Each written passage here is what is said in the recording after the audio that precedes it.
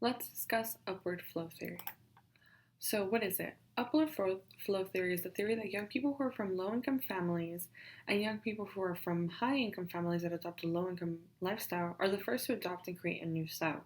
This is the opposite of downward flow theory, which is the theory that suggests that higher income people influence fashion. However, this theory suggests that it moves from lower income groups up.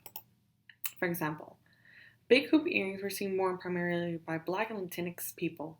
Chola culture popularized tube earrings in working class neighborhoods. What we're talking about how fashion goes from down up. They made what they could out of what they had.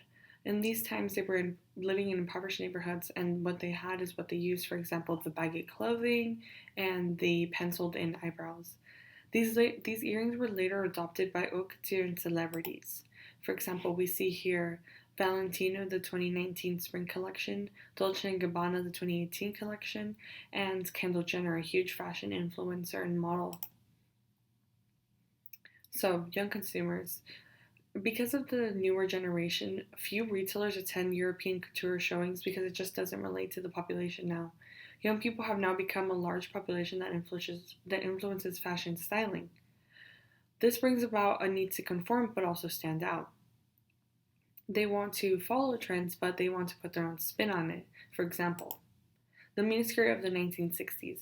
This skirt was inspired by something seen on the streets, so these lower income people.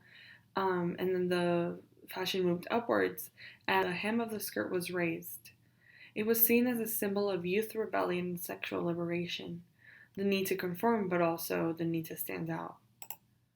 So, how has it been seen in the years past? In the 1950s, young people turned to Army and Navy surplus stores.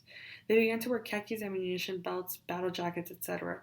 They were reusing and reviving older fashions out of necessity, so what we also saw in the Chola culture.